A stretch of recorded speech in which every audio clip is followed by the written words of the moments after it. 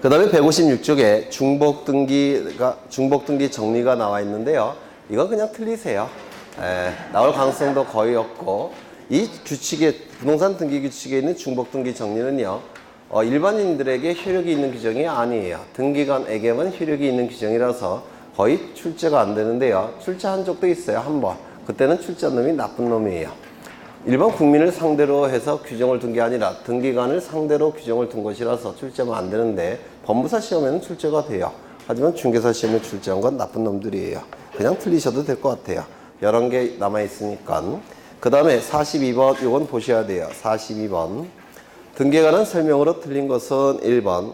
한 필지 토지 전부에 대하여 이미 소멸한. 이것도 나왔네. 이거 뭡니까? 후등기 저질이요. 그렇죠. 아닌가요? 맞죠? 네. 근데 이건 조심하셔야 될 게, 겹치는 부분에 대해서만 후등기 저지력이 나타나지, 겹치지 않는다면 후등기 저지력 나타납니까? 안 나타나겠죠? 네, 2번. 등기의 추정력은 상학난의 등기에 인정되며 표제부 등기에는 인정되지 않는다. 이것도 옛날 용어가 나와 있는데, 상학난은 지금은 상학난이라는 문구가 없어요. 갑굴구라고 생각하시면 돼요. 상학난은 갑굴구의 옛날 종료된 등기부에서 상학난이라는 부분이 갑굴구에 있었습니다.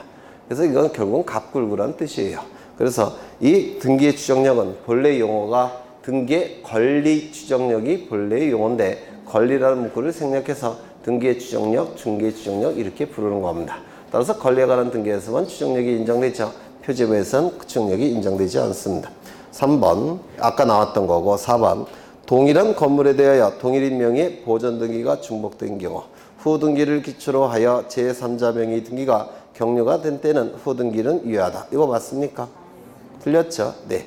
이 동일한 건물에 대해서 동일인 명의의 보존 등기가 중복된 경우에는 무조건 선 등기 기록 유효, 무조건 후 등기 기록 무효. 맞습니까? 네. 이걸 중복 등기 문제, 이중 등기 문제 또는 이중 보존 등기라고 부르는데, 예전에 한번 설명을 드린 것 같은데, 이거는 규칙에 나와 있는 내용이 아니라 대법원 판례이기 때문에 출제가 될 수가 있어요. 세 가지로 나눠서 생각하면 되는데, 여기 건물이 있습니다. 2층짜리 건물이 있는데요. 등기부가 먼저 만들어졌습니다.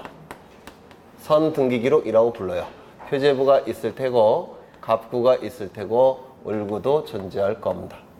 그런데 등기관이 실수해서 또 한 번 등기가 만들어졌다는 겁니다. 등기부가. 표제부가 있을 테고 갑구가 있을 테고 을구가 존재할 겁니다. 등기부는 보존 등기를 통해서 만들어지고 있기 때문에 이중 보존 등기 이렇게 얘기를 해요. 이때 여기는 1층, 2층 건물의 종류, 구조, 면적이 표제부에 기록이 되죠. 이 종류가 여기는 1층으로 되어 있고 여기는 2층짜리 건물로 되어 있다는 겁니다. 어느 게 유효, 어느 게 무효입니까? 이게 어느 게 유효? 이거 유효예요, 무효예요? 무효. 요거는 유효가 될 겁니다. 그래서 이때는 순서 갖고 판단하는 게 아니라 표제부에 정확하게 기록이 된 것만 유효, 정확하게 기록되지 않은 것은 무효가 돼버립니다. 실체관계 갖고 판단한다 이렇게 얘기합니다. 그렇죠? 표제부는 실체관계 갖고 판단하게 돼요. 여기는 2층, 여기는 1층. 어느 게 유효입니까? 여기는 유효, 여기는 무효가 되는 겁니다. 그래서 이 표제부는 실체 갖고 판단하는 것이 순서 갖고 판단하는 게 아니에요. 그렇죠? 표제부의 이중등기라고 불러요. 두 번째,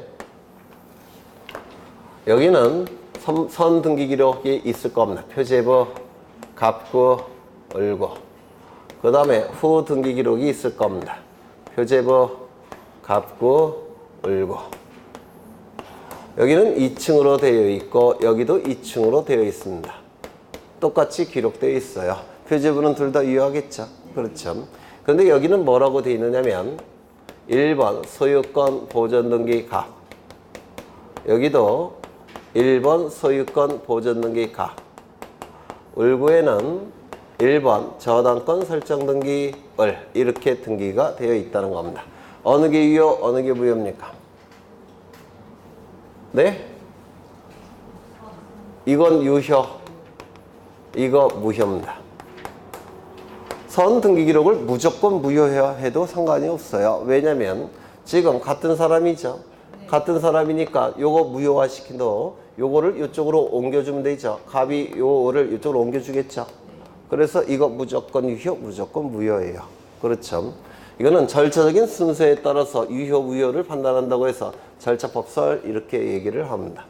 이거는 선 등기 기록, 표제부가 있을 테고 갑구가 있을 테고 을구가 있을 겁니다.